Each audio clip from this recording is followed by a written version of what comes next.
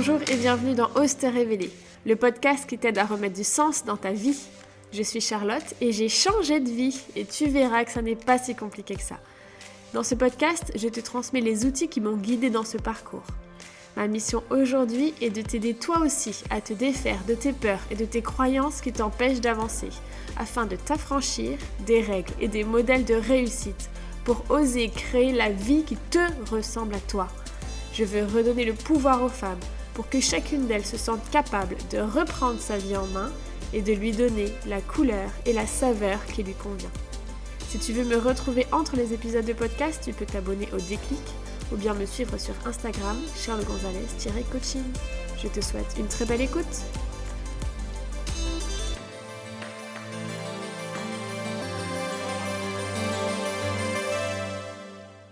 Bonjour à tous et bienvenue dans ce nouvel épisode du podcast Ose te révéler.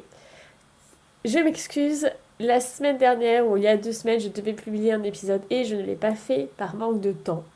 Mais voilà, ces choses est réparée aujourd'hui avec la sortie de ce nouvel épisode. Sur la notion du travail, c'est une notion que j'adore questionner parce que le travail est un élément clé dans notre société, dans notre vie, dans notre quotidien. Et donc, j'aime beaucoup me poser la question de l'importance pour chacun du travail dans notre vie et je me demande si on ne pouvait pas faire autrement que travailler. Parce qu'il y a des sociétés, des communautés où le travail n'existe pas, ou en tout cas il existe différemment. Et donc, voilà, ce paradoxe entre des sociétés où il n'y a pas de travail et nous où le travail est central m'interpelle. Et donc aujourd'hui, je voulais aborder ce sujet. Qu'on soit salarié ou entrepreneur, je pense que c'est à peu près la même chose. Donc, on va voir ensemble. On va aborder plein de questions. En tout cas, je me suis posé plein de questions pour préparer cet épisode. Qu'est-ce que le travail représente pour nous ? En quoi c'est important pour nous ou justement en quoi ça n'est pas important pour nous ? Qu'est-ce que le travail nous apporte ou qu'est-ce qu'il ne nous apporte pas ou au contraire qu'est-ce qu'il nous apporte de mal ? Je me suis rendu compte en préparant cet épisode, en y réfléchissant, qu'il y a beaucoup d'injonctions autour de travail, de la valeur travail, et ça se voit quotidiennement dans notre vocabulaire.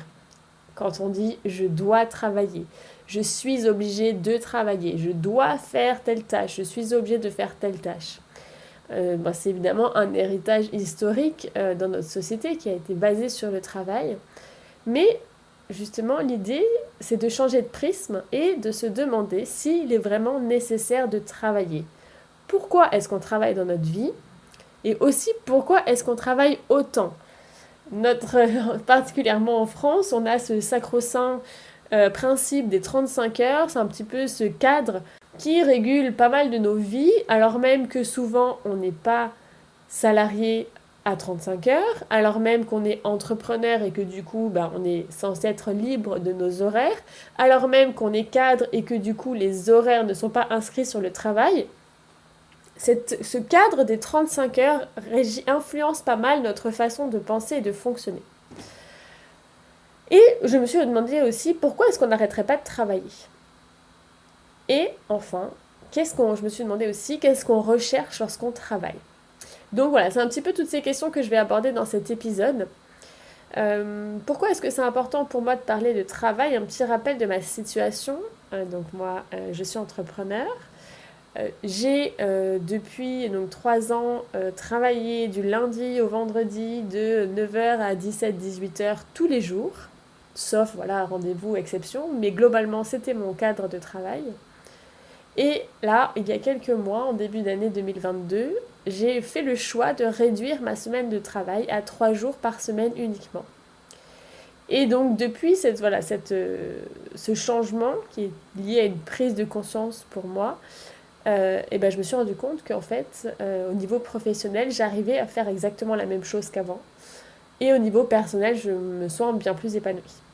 Donc voilà, c'est quelque chose que j'ai expérimenté moi-même et que je voulais partager aujourd'hui, si ce sujet vous intéresse.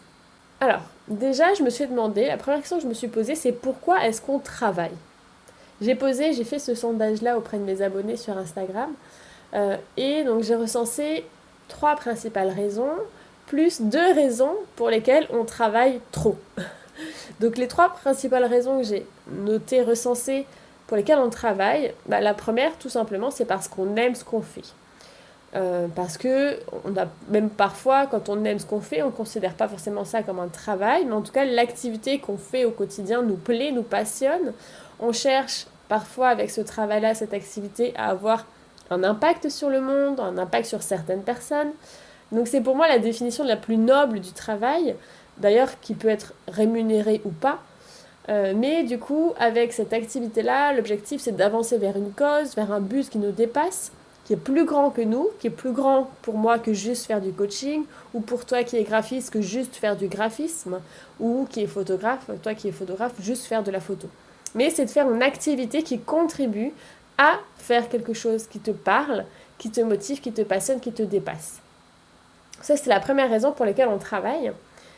La deuxième raison, qui d'ailleurs souvent revient en numéro 1 plutôt, c'est pour payer les factures, pour payer les dépenses, pour se nourrir, pour se loger, pour gagner de l'argent, parce qu'en France, c'est principalement à travers le travail qu'on retire en échange de l'argent. Donc on va questionner un petit peu cette notion de est-ce qu'on est vraiment obligé de travailler pour vivre ? On le verra juste après. Et la troisième raison à laquelle j'ai pensé, c'est qu'on travaille parce qu'on pense, c'est ce qu'on pense devoir faire. Parce que c'est comme ça que la plupart des gens fonctionnent, parce que c'est comme ça qu'on doit faire pour être intégré dans un groupe, pour être reconnu. Même quand on est entrepreneur, par exemple, on pense devoir faire telle et telle tâche dans les détails. On est obligé, qu'on soit entrepreneur ou salarié, on se sent obligé ou on se pense obligé de devoir travailler X ou Y heures par semaine, faire telle activité, telle tâche. Donc, globalement, notre quotidien est composé de choses qu'on pense devoir faire, qu'on pense être obligé de faire. Donc ça, ce sont les 3 principales raisons pour lesquelles on travaille, globalement. Et j'ai rajouté en petit bonus 2 raisons pour lesquelles on travaille trop. Et donc, qu'est-ce qu'on pourrait faire pour travailler moins ? Une des raisons pour lesquelles on travaille trop, moi j'ai noté parce qu'on ne sait pas faire autre chose. Parce que si tu es habitué à travailler beaucoup du matin au soir, si là je te donne 1 heure de libre, un jour de libre, qu'est-ce que tu fais ? Et bien souvent, il arrive que, en fait, le fait de travailler beaucoup cache certaines choses, certaines blessures, certaines peurs, certaines souffrances. Je travaille beaucoup, je rentre tard le soir pour ne pas passer du temps avec mes enfants, ou avec mon partenaire, ou avec mon conjoint. Donc voilà. Je pense aussi que le fait de beaucoup travailler cache certaines choses parce qu'on ne sait pas faire autre chose ou parce qu'on a peur de faire autre chose. Donc c'est une des raisons pour lesquelles pour moi on travaille trop. Et la deuxième raison, alors évidemment il y en a certainement d'autres, mais en tout cas c'est les 2 dont je voudrais parler aujourd'hui, c'est qu'on n'est pas assez productif ou productive. C'est qu'on fait en 10 heures ce qu'on pourrait faire en 5 heures. Et donc on va voir aussi comment travailler moins, comment être plus productif pour travailler moins. Donc voilà un petit peu le constat pour moi, lorsque je me suis posé la question pourquoi est-ce qu'on travaille et pourquoi est-ce que parfois on travaille trop. Et du coup après je me suis demandé mais est-ce qu'on pourrait faire autrement ? Est-ce que pour chacune de ces raisons-là, comment est-ce qu'on pourrait faire autrement ? Donc je vais revenir sur les quatre principales raisons pour lesquelles on travaille. Je ne vais pas réaborder à nouveau la première raison parce qu'on aime ça, parce que ça contribue à quelque chose de plus grand pour nous. Pour moi, il n'y a pas de raison de remettre en question ça. Donc, je vais commencer par le fait de travailler pour payer ses factures et ses dépenses. J'aimerais te poser la question. Est-ce que tu t'es déjà demandé de combien tu avais vraiment besoin d'argent pour vivre ? Souvent, on se met dans des situations qui nous contraignent à travailler toujours plus. Et en plus, sans vraiment profiter de l'argent qu'on va gagner. Alors évidemment, quand on est au SMIC, ou même quand on gagne moins qu'un SMIC, ou même quand on gagne à peine plus qu'un SMIC, globalement, on n'a pas beaucoup... l'argent qu'on gagne nous sert globalement uniquement à subvenir à nos besoins principaux. Ça, je suis tout à fait d'accord avec ça. Mais quand on gagne plus et quand on veut toujours gagner plus, pourquoi est-ce que tu t'es déjà demandé pourquoi est-ce que tu as vraiment besoin ou est-ce que tu as vraiment besoin de gagner cet argent supplémentaire? Parce que par exemple, tu veux acheter une maison plus grande, une maison qui a un jardin parce que tu ressens le besoin d'avoir plus d'espace, de plus de calme, d'être plus éloigné de la ville peut-être, etc. Sauf que pour cela, du coup, tu vas faire un crédit plus important et pour rembourser ce crédit plus important, tu vas devoir travailler plus. Et souvent, en fait, on se met dans des situations où on est obligé de travailler plus pour compenser des dépenses qui sont toujours plus importantes. Payer la maison, payer les sorties, payer les vêtements, payer des vacances. Mais en gros, je parle de dépenses, entre guillemets, superficielles. Peut-être matérielles. Du coup, pourquoi est-ce qu'on achète ces choses-là? Par exemple, pourquoi est-ce qu'on achète une robe? C'est peut-être parce que on pense qu'elle va nous donner de la confiance en nous. Parce que on va se sentir bien dans notre corps en portant cette robe. Parce que on se sentira belle. Mais du coup, la question que j'ai envie de te poser aujourd'hui, c'est est-ce que tu as vraiment besoin de cette robe pour te sentir confiante et bien dans ton corps? Et du coup, comment est-ce que tu pourrais te sentir confiante et bien dans ton corps autrement qu'en achetant une robe? Aujourd'hui, tout ce qui est matériel, tout ce qu'on achète de matériel, donc tout l'argent qu'on dépense, tout ce qu'on achète de matériel, on le fait non pas forcément et pas uniquement pour avoir l'objet en lui-même ou même le service en lui-même, mais on le fait pour ce que sa possession nous fera ressentir comme émotion. Je porte cette robe, je me sens belle et confiante, par exemple. Mais si on apprenait à ressentir ces émotions par nous-mêmes, naturellement, sans support, sans objet matériel, sans possession et donc sans rien dépenser, on n'aurait pas besoin de gagner autant d'argent et on n'aurait pas besoin de travailler autant. Donc se sentir belle, confiante, épanouie, libre, sereine, un petit peu toutes les émotions qu'on recherche lorsque on veut acheter des biens ou des services, nous pouvons les ressentir par nous-mêmes, naturellement, simplement, sans support, sans objet.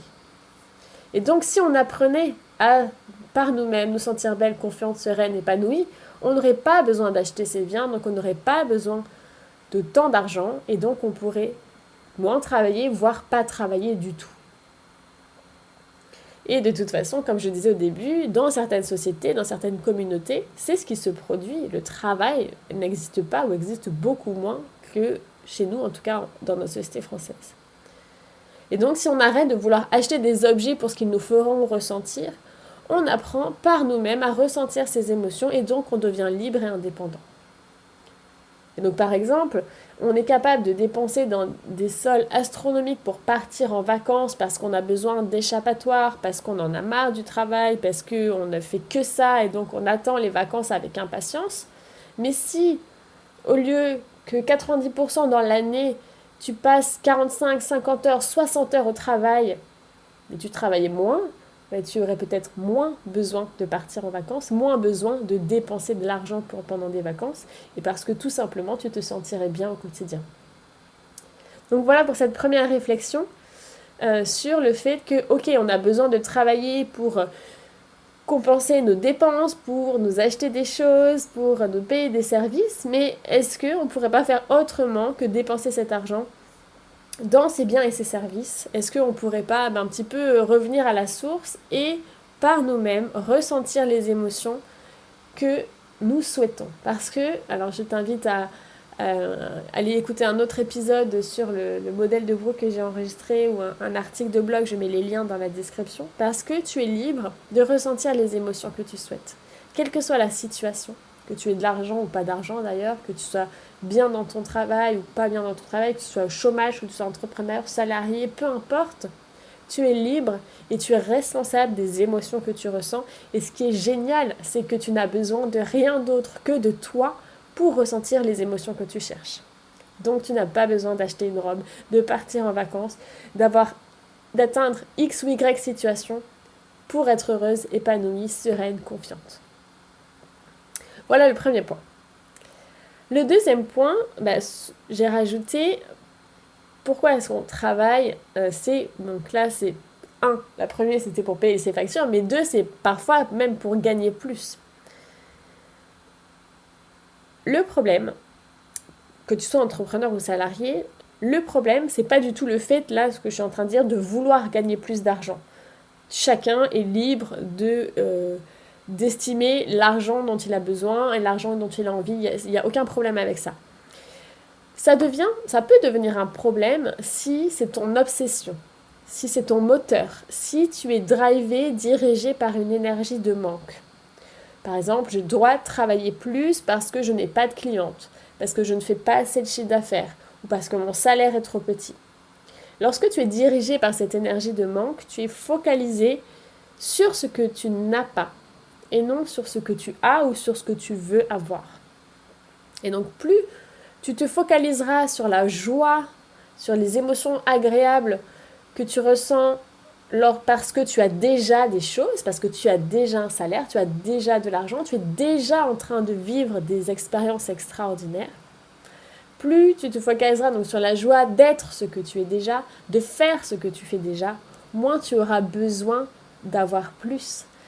Parce que cette situation que tu espères j'ai besoin de gagner 10 000 euros pour être épanoui, mais tu peux déjà être épanoui maintenant. Tu peux déjà ressentir les émotions, vivre des situations qui sont identiques à celles que tu vivras, les émotions que tu vivras, les situations que tu vivras quand tu auras 10 000 euros par mois. Donc plus tu te focaliseras aujourd'hui et dès maintenant d'avoir une cliente, d'avoir du chiffre d'affaires, d'avoir un travail, d'avoir un salaire, moins tu ressentiras le besoin d'en avoir plus. Et je ne dis pas en plus que tu ne dois pas en avoir plus, mais plus tu te concentreras déjà sur ce que tu as aujourd'hui, plus il y a des chances que ce que tu souhaites s'agrandisse, que les nouvelles opportunités arrivent, parce que tu n'es pas dirigé par une énergie de manque, mais par une énergie fertile de gratitude et de joie de ce que tu as déjà, et donc tu ressens déjà toutes les émotions agréables que tu recherches. Voilà pour ce deuxième point. Troisième point sur lequel je vais revenir, c'est donc on travaille parce qu'on pense que c'est ce qu'on doit faire. On est obligé de travailler pour faire partie d'un groupe, pour être reconnu, pour être intégré, et on doit travailler X heures ou Y heures, faire X tâches, X activités. Donc si tu es salarié, tu penses peut-être que travailler par exemple à mi-temps, c'est mal vu. Qu'il faut absolument avoir un 35 heures. Tu penses que tu dois travailler de 9h à 18h, absolument, faire acte de présence comme dans beaucoup d'entreprises, alors que tu es cadre et que tes horaires ne sont même pas inscrits sur ton contrat de travail. Donc théoriquement, tu es libre de tes horaires tant que ton travail est réalisé. Et même si tu es entrepreneur, tu penses du coup peut-être que tu dois travailler du matin au soir, même les soirs et les week-ends, pour assurer le développement de ton entreprise. Un entrepreneur doit se dévouer corps et âme à son entreprise. C'est peut-être une croyance que tu as.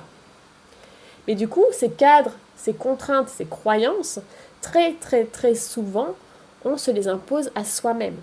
Ah mais non, je ne vais pas demander un mi-temps parce que ce sera mal vu par mon manager. Ah mais non, je ne vais pas partir là aujourd'hui à 17h, alors que j'ai plus rien à faire, mais je ne vais pas partir à 17h parce que ça va être mal vu. Ah mais non, ma copine entrepreneur, je la vois, elle travaille du matin au soir. Moi, je vais pas arrêter de travailler à 15h pour aller chercher mes enfants à l'école. Toutes ces croyances, toutes ces contraintes, c'est toi qui te les imposes.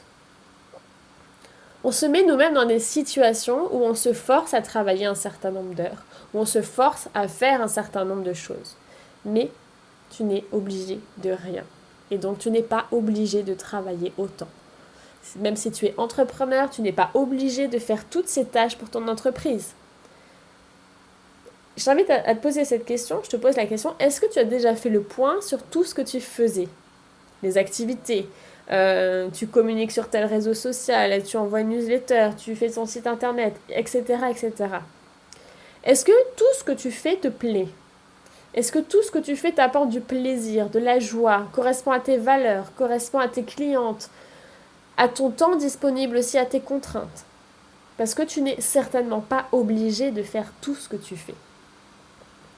Par exemple, j'en ai parlé au début, moi avant je travaillais de 9h à 18h. J'envoyais une newsletter par semaine. Même il y a un an quand j'ai lancé mon podcast, je publiais un podcast par semaine. J'avais même, du coup je publiais aussi des articles de blog, donc je voulais publier un article de blog par semaine. Je publiais plusieurs posts sur Instagram par semaine. Mais tout ça, c'est moi qui m'obligeais à le faire. Parce qu'en plus, tenir ce rythme, moi, en tout cas, ça ne me correspondait pas. Donc, ce qui fait que régulièrement, j'arrivais pas à tenir le rythme. Donc, j'envoyais pas la newsletter, je publiais pas le podcast, etc. Donc, je ressentais des émotions très désagréables, de culpabilité, d'agacement. Mais pourquoi j'y arrive pas? J'étais énervée contre moi. Et donc, en début d'année, lorsque j'ai décidé de réduire mon temps de travail à 3 jours par semaine, je me suis demandé qu'est-ce qui rentre dans ces 3 jours.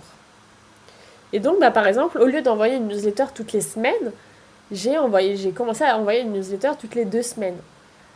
Et ça n'a rien changé à mon taux d'ouverture, ça n'a rien changé à mon taux d'engagement. Mais moi, en tout cas, j'avais plus de temps pour écrire la newsletter, du coup, plus d'idées, plus d'inspiration. Du coup, j'ai ressenti un grand soulagement. Je m'obligeais à envoyer une newsletter toutes les semaines parce que c'est ce que les spécialistes de l'emailing te diront de faire, parce que c'est ce qui te permet d'obtenir les meilleurs résultats, etc., etc. Mais jamais je ne m'étais demandé à moi si ça me convenait, si ça correspondait à mes contraintes, à mon inspiration, à mon énergie, à mon emploi du temps, tout simplement. Donc, tout ça pour te dire que tu es libre de faire absolument tout ce que tu veux de ton temps, et particulièrement si tu es entrepreneur. Et donc, en supprimant certaines tâches, certaines activités, soit qui sont trop énergivores, qui ne correspondent pas à tes valeurs, qui ne te plaisent pas, pour lesquelles tu n'es pas performante et c'est pas dans ta zone de génie, tu peux les supprimer, ces choses-là, et donc réduire ton temps de travail. L'avant-dernier point, un 4e point, donc c'était on travaille, et parfois on travaille trop, parce qu'on ne sait pas faire autre chose. Et ça, c'est certainement le constat, la prise de conscience la plus douloureuse que j'ai faite à titre personnel. Je travaillais du matin au soir pour ne pas faire autre chose, pour ne pas prendre de temps pour moi, pour ne pas sortir de chez moi, pour ne pas passer du temps avec mes enfants. Et c'est une prise de conscience douloureuse qui vient soulever du coup beaucoup de choses en fait dans ta relation à toi, dans ta relation aux autres, sur l'estime que tu as pour toi, sur tes émotions, sur tes blessures. Donc c'est l'expérience que j'ai faite encore une fois il y a quelques mois. Je travaillais beaucoup pour me dire que je n'avais pas le temps de prendre du temps pour moi, pas le temps de faire du sport, pas du temps pour sortir, pas du temps pour lire. Je me disais que je devais travailler. Tout simplement parce qu'au fond de moi, je me disais que je ne méritais pas de prendre du temps libre pour moi. Que mon entreprise, que la gestion de ma vie de famille était plus important que moi. Et c'est particulièrement vrai, je pense, quand on est une femme. On a tellement tendance à nous faire croire que c'est valorisé dans notre société de faire passer les autres avant nous. Tu seras une bonne mère, une bonne femme, une bonne salariée si tu penses d'abord aux autres, que inconsciemment, dans nos croyances et particulièrement de femmes, on se dit non, je ne peux pas penser à moi d'abord, je ne peux pas être égoïste, je ne peux pas être égocentrique, je dois d'abord penser aux autres et penser plutôt que de penser à moi. Et donc, c'est ce qui fait que on a beaucoup de difficultés, particulièrement en tant que femme et encore plus peut-être en tant que mère, à prendre du temps pour soi. Mais pourtant c'est nécessaire, c'est essentiel. J'ai organisé cette semaine un live sur Instagram sur la nécessité de prendre du temps pour soi, sur l'importance. C'est pas gadget, c'est essentiel à notre équilibre, à notre bien-être, à notre bonheur et à notre disponibilité du coup pour les autres. Plus tu prendras de temps pour toi, plus tu seras efficace et disponible après pour t'occuper des autres. Et plus tu seras épanoui ainsi, et plus ils ressentiront de plaisir à être avec toi. Donc vraiment, je t'invite à t'interroger sur cette question de pourquoi est-ce que tu travailles autant ? Est-ce qu'il y a quelque chose qui se cache derrière ? un manque d'estime de toi, certaines blessures. Qu'est-ce que tu compenses en fait par le fait de beaucoup travailler? Et enfin, le dernier point, pourquoi est-ce qu'on travaille trop? Parce que on est parfois, régulièrement, pas assez productif. Pourquoi est-ce que tu t'obliges à travailler 30 heures alors que je suis persuadée que tu pourrais faire la même chose en 25 heures? Je suis persuadée qu'avec de très minces ajustements, tu seras capable en quelques jours de passer de 30 à 25 heures de travail hebdomadaire. Parce que plus tu réduis ton temps de travail, plus tu es productive. Et tu le sais bien, hein, on est tous pareils, on fonctionne globalement tous de la même façon. Que tu aies 1 mois ou 3 mois pour faire ta déclaration d'impôt, tu la feras de toute façon toujours à la dernière minute. Donc c'est pareil pour le travail. Moins tu auras de temps pour travailler, plus tu trouveras de solutions pour être plus productive, pour supprimer certaines tâches. Et donc pour faire autant de choses en 25 heures qu'en 30 heures. Donc, je t'invite à dessiner l'emploi du temps que tu souhaiterais pour toi, combien d'heures tu aimerais travailler par semaine. Et à partir de là, tu vois ce qui peut rentrer dans ton planning. Moi, c'est ce que j'ai fait. Je voulais travailler 3 jours par semaine et tout ce qui ne rentrait pas dans mon emploi du temps était reporté, supprimé ou délégué. Et en plus, du coup, je t'invite à tester des outils, des méthodes pour être plus concentré, pour du coup tu auras moins d'heures à travailler et elles seront plus rentables, plus productives, parce que tu sais que tu n'auras que ces quelques heures pour le faire et que ce sera non négociable. Voilà, j'ai pris beaucoup de plaisir à partager cet épisode avec vous, à partager mes réflexions. Ça me ferait très plaisir que vous me partagiez vos réactions en commentaire, laissez-moi un commentaire sur votre plateforme d'écoute. Et si cet épisode vous a plu, n'hésitez pas à mettre une note de 5 étoiles pour m'aider à faire connaître le podcast. Et puis sinon, on se retrouve la semaine prochaine, non, pas la semaine prochaine, dans 2 semaines pour un nouvel épisode de podcast. Salut!